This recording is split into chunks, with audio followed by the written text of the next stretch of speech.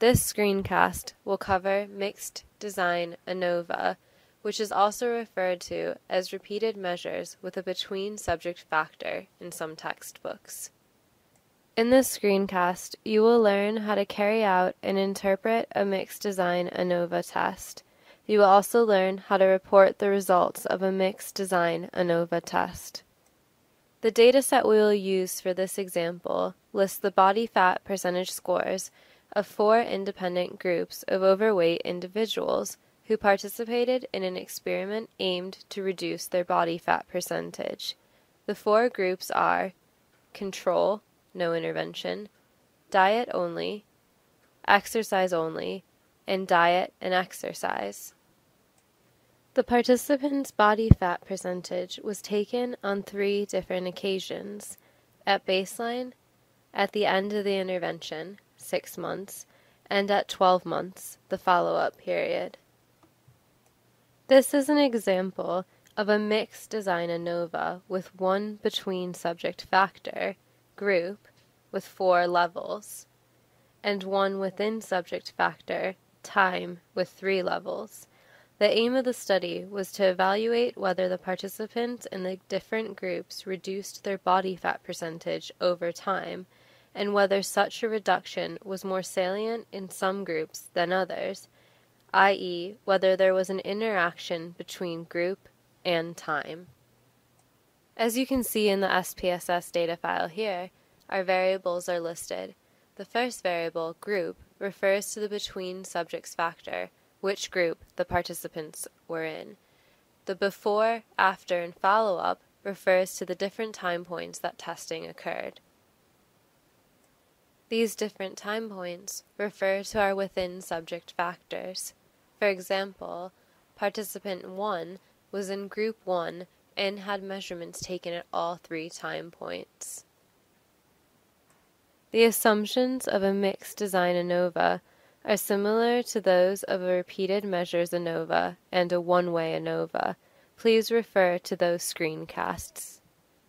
To begin the analysis, click Analyze. Click General Linear Model. Click Repeated Measures. This will open up a new box called Repeated Measures Define Factors.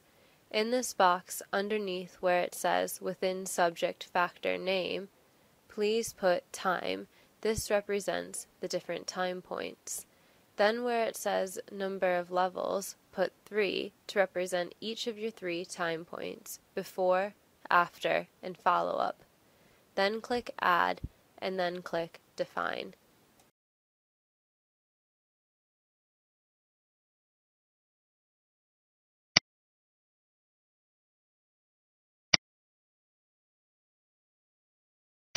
This will open up a new box called Repeated Measures. In this box, we will define our within subject factor, each of the time points, and our between subject factor, group. First, move each of your within subject variables across to the within subject variable box. Your within subject variables are the variables that were measured on repeated occasions, the before, after, and follow-up. Simply do this by clicking each variable and then clicking the arrow located in the middle next to the within subjects variable box.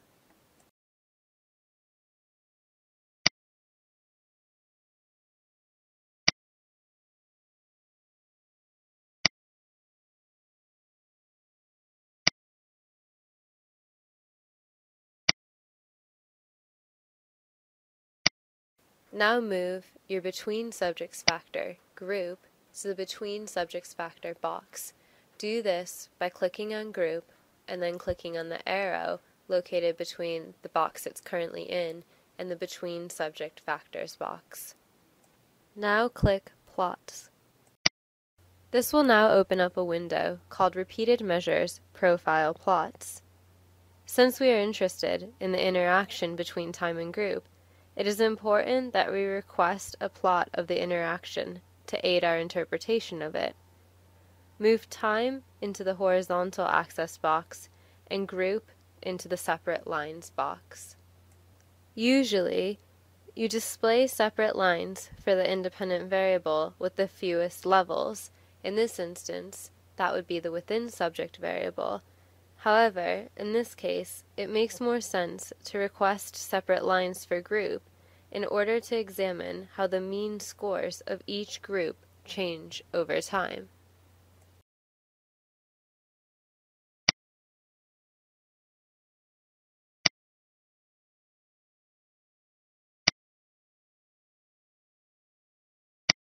Once you have moved your variables over, then click Add. It is essential to click Add for SPSS to create the plot. Once you have clicked Add, then click Continue. Now click Post Hoc. This will open up the repeated measures post hoc multiple comparisons for observed means box. In this box, we want to click Group, and then click the arrow between the box Factor and Post Hoc Test 4 to move group across. Then select Tukey. This will tell SPSS to run a Tukey post hoc comparison for the 4 groups.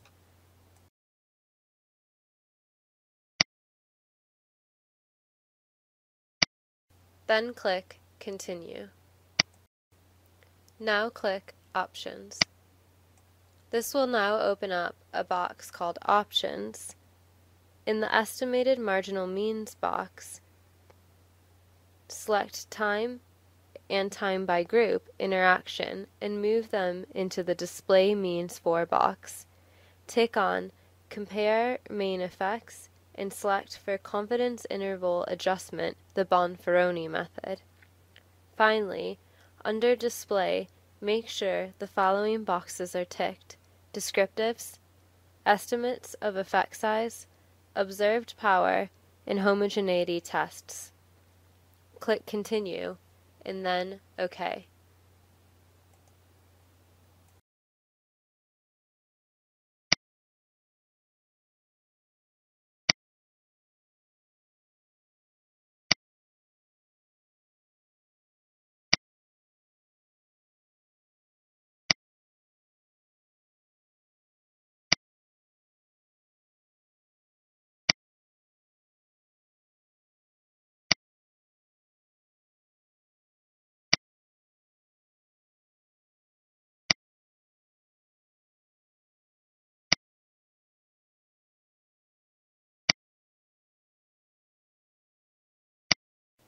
Now click OK. This has now opened up your SPSS output. As you can see here in the Descriptive Statistics box, this gives the means and standard deviations for each of your groups at each of the time points. If we look at the box that says Before, we can see the means for the control, the diet, the exercise, and the diet and exercise groups, as well as the total for the entire sample of the before means. The current area, outlined in yellow, displays the Mauchly's test of sphericity. To learn more about the Mauchly's test of sphericity, please refer to the screencast on repeated measures ANOVA. In the current example, the assumptions of the test are met because the test is not significant. We know the test is not significant because the significance value, or the p-value, is 0.279. Besides the sphericity assumption, it is useful to show that the variance of body fat scores is equivalent in each group, and that this is the case at each time point. This is examined by the Levene's test of equality of error variances, reported by SPSS on the screen. The F values indicate that none of them is significant and that the assumption is met at each time point. Scroll down to the Tests of Within Subjects Effects box.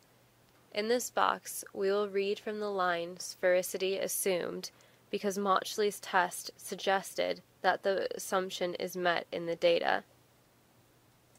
Let's now focus on the box that says time. We will follow the sphericity assumed line because the Mauchly's test indicated that sphericity was assumed. There's a significant difference in time because the p-value, or the significance value, is less than 0.001. This indicates that there are changes over time in body fat percentage across the whole sample. Now let's look at the time by group box, which tells us about the interaction. The F value is significant in this as well, because P is once again less than 0.001. This indicates that the changes in body fat percentage over time are not equivalent across the 4 groups. Now move down to the box that says Tests of Between Subjects Effects. This box tells us if there are significant differences between the groups, so we follow the line that says group. As you can see here, there is a significant difference because P is less than 0.001, which means that it is less than 0.05, and is statistically significant. This indicates that the group differences in body fat percentage averaged across time are significant. In view of the above finding, we should ignore the within and between subject effects and concentrate on the interaction between the 2 factors. However, for the sake of demonstrating all the potential steps of a mixed ANOVA test, let's say the interaction was not significant. Since both the within and between subject effects were significant, we need to further examine them. Now we are going to go through the within subject effect. Scroll further down in the output to find the table which present the estimated marginal means. The estimates table presents the mean body fat percentage for the whole sample at each time point. Looking at this and the means, it seems as if there was a reduction in body fat percentage over time. However, which of these time points differed significantly from the rest? To answer this question, we need to look at the table below, called pairwise comparisons. The current table outlined in yellow is the pairwise comparison table. This shows the body fat percentage for each of the time points against one another. Basically, it compares them and lets us know if they're significantly different from one another. According to these results, body fat percentage reduced significantly from baseline to the end of the study. Now we will interpret the significant between subject effects, which is looking at the differences between the groups. As group has 4 levels, we need to inspect the results of the post-hoc Tukey tests. Further down in the output, you will find the multiple comparisons table in a section entitled Post-hoc Tests. The table compares the body fat percentage in each group averaged across time. Looking at these results, we can tell that the control group had significantly higher body fat percentage than the exercise group and the diet and exercise group. We get this information from looking at the line that says control, and then looking at the diet, and exercise lines that are across from it, and then looking at the p-values that correspond with each of those.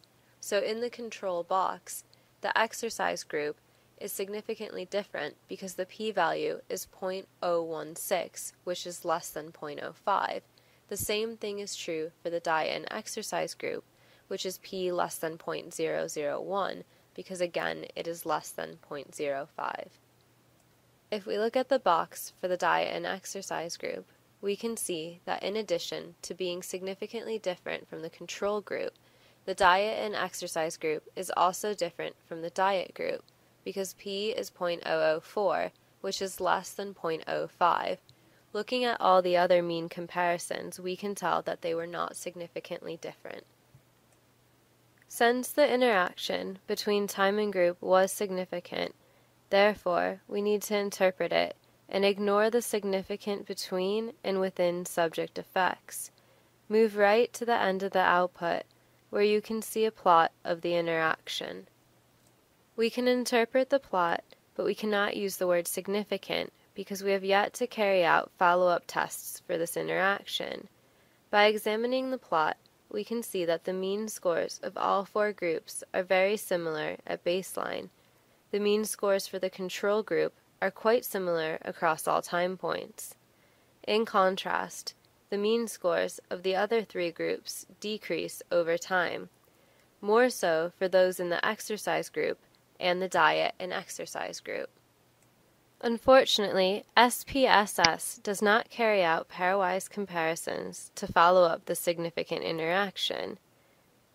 We therefore need to modify the repeated measures command in the syntax. Go to Analyze, General Linear Model, Repeated Measures.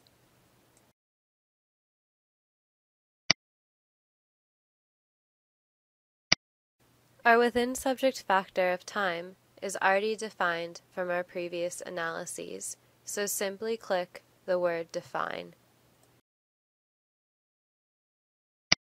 This will open up the Repeated Measures window. Everything that we previously put in here is already there. Instead of clicking OK like you did last time, this time click Paste.